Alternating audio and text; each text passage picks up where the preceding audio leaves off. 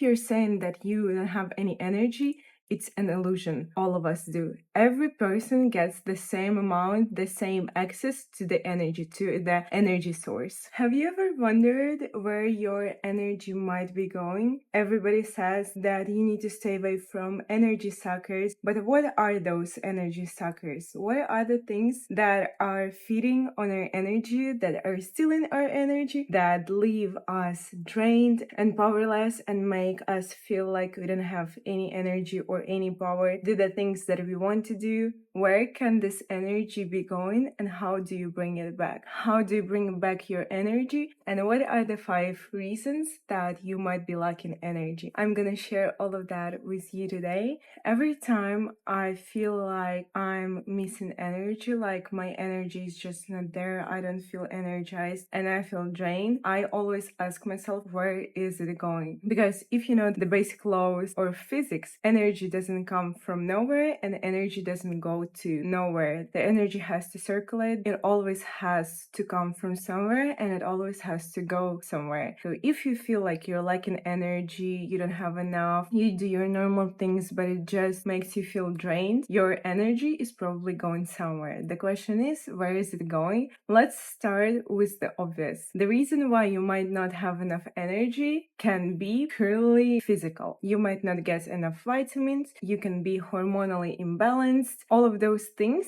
might be the reasons why you don't have energy. And before you go to psychosomatic stuff or psychological stuff, you need to get some tests, you need to check yourself, you need to make sure you get enough sleep, you need to make sure you get right nutrients in your body. And then if those are okay, if you get everything that your body needs on a physical level and you still don't have any energy, then the things that I'm gonna list in this video might be the reasons why. So without any further ado, let's start. If on the physical level everything is okay, then there must be something else. The energy is a flow. Each and every one of us gets the energy. We as humans can connect to the source of energy, to the higher power, and get that energy, get that life force. We all can do that. So why do some people don't have any energy? Because we are not energy producers. We are not even energy containers. We should be energy pipes as humans. We should get the energy and we should let it flow through us and we should release it. Get it?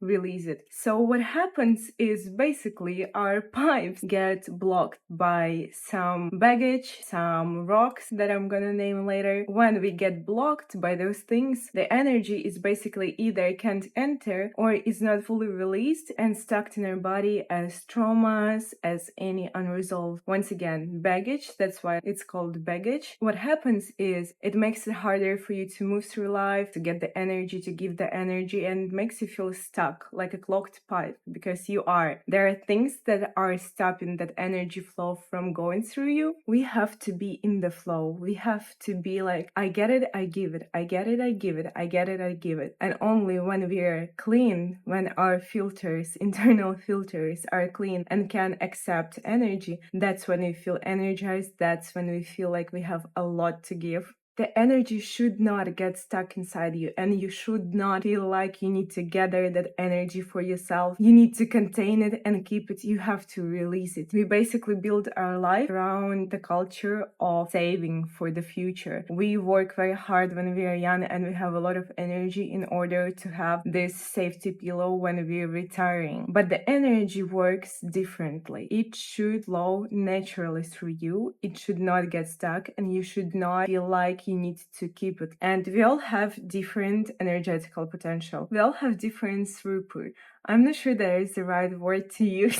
Basically, we all have different potential to filter different amount of energy through us. And you can change that potential. You can make your energetical potential much bigger by working on yourself, by learning about yourself, by going through hard stuff and processing the trauma after. The amount of energy that we keep in our traumas, it's insane. That's why sometimes after therapy, after you process something, after you you release some trauma or you work on it, you may feel like you get a huge energetical potential, like you have a lot of energy, like the world around you changes as well, because a huge amount of energy was released and it was kept through this trauma. We don't get to keep the energy. It doesn't belong to us. And I don't mean energy just like the life force, the time, the money. Those are all the resources that should flow through us. It is natural that we have some time given to us and we spend it. We spend it without even thinking about it because it is meant to be spent. Money is meant to be earned and spent the same way your energy. It has to be spent in order for it to work properly. If we all get the same amount of energy, this energetic access from the above, why does it feel like sometimes we do not have the energy, or some people may feel like they get less energy? Well, the first thing is the fear of losing it. The fear of losing money, the fear of losing time, being afraid of losing love, friendship. Those people have hard time spending money. They are very controlling in their relationship because they are afraid to lose it. They have constant anxiety about everything, like it's gonna go away at some point. When you're coming from a place of fear, you're wasting a lot of your energy on the fear itself.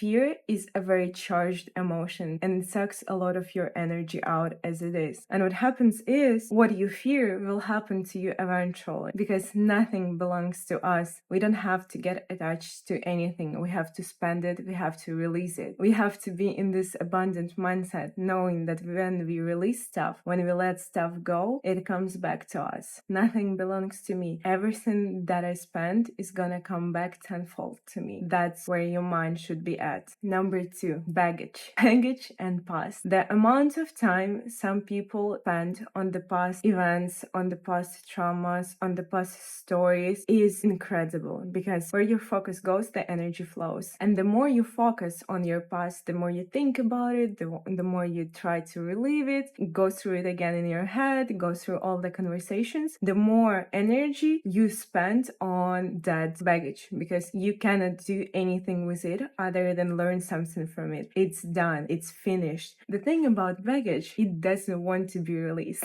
Just like traumas, those things want your energy. A lot of things in this life want your energy. That's why, unless you let something go, it might seem like everything reminds you about it, like you see the signs everywhere. The more you see it, the more you keep thinking about it. That's your baggage demanding more energy from you. And what you need to do is to make a conscious choice to leave the baggage in the past, to stop giving it your energy. Everything is a choice. What you're not changing, you're choosing. And you're choosing to give your energy to your past. The only thing you can do, and the only thing the baggage is there for, is for lessons, for you to learn something and let it go. A person who lives in the past cannot process the energy in the present. The energy that we get, it can only be given in the present moment, in now. There is an amazing book called The Power of Now. The only way you can get the energy is by being in the present moment. That's how you can get it. That's how you can use it. Person who lives in the past cannot get that energy. He or she cannot connect to the source. The best skill you can ever get is the skill of releasing that baggage, those stones that you're carrying yourself. The best skill you should master is understanding that you have some baggage, that there are some stones that you didn't notice before, but that are there and that are taking your energy, and you need to learn how to release it, how to let it go. Maybe you should talk to the person who hurt you. Maybe you should write the things down that you cannot let go and just leave it on the paper. Whatever works for you, journal, talk to yourself, record a video, whatever is best for you, do it, but understand that the baggage should be left in the past. The amount of energy that you spend on carrying it should and can be used on the things in the now, on the things that will make you happy, and the past rarely does. Next thing is unclosed tasks, or the things that you're keeping in your head constantly. Try not to forget about. The best thing to do in the morning is write down a list of to-do things. Just put everything that's bothering you that you know you should do on a piece of paper or in a notepad, or create stick notes and just leave it on the paper so it doesn't take any of your mental space. Once you think that you have something to do, you need to write an email, you need to reply to someone, write it down on a piece of paper and let it be. Set a time in your day, for example, in the morning, where you go through all the sticky notes, through all the notes. Better to keep all of those things in one place, and you either create action items that you can use in the future, or you just throw it in the trash and you archive that thought and realize that there is nothing you can do. This thing is not actionable. FOMO, FOBO, FOFO.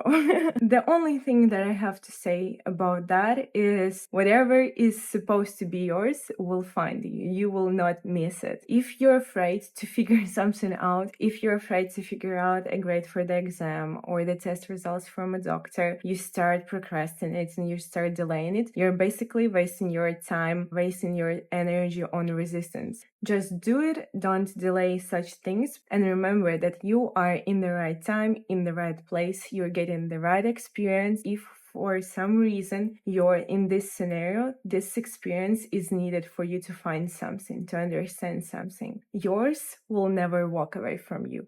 Yours will never leave you. Magic happens to you every single second because the universe is giving you exactly what that is that you need. You'll never miss out on things that are supposed to be for you. Decisions that are not made, undecided things. Our ego is very happy and very satisfied when we are not making some decisions because it makes us feel like we decide so much in this world, like we have a huge effect. Whatever that is that you decide will lead to the best result, to the result that is supposed to happen. So stop giving yourself too much credit or too big of a deal about decisions and just start making them. We all know deep inside whether it's a yes or a no from the start. It's just that sometimes we are too scared to admit that to ourselves for some reason. What that yes or no sound to you, how they sound to you, how do they feel in your body, and start making decisions faster. I'm the person who has a huge trouble making small decisions, like for example, choosing green or red apples. But when it comes to big decisions, I make them super quick. I always know whether something is a yes or a no for me. And maybe I should apply that to small decisions as well, but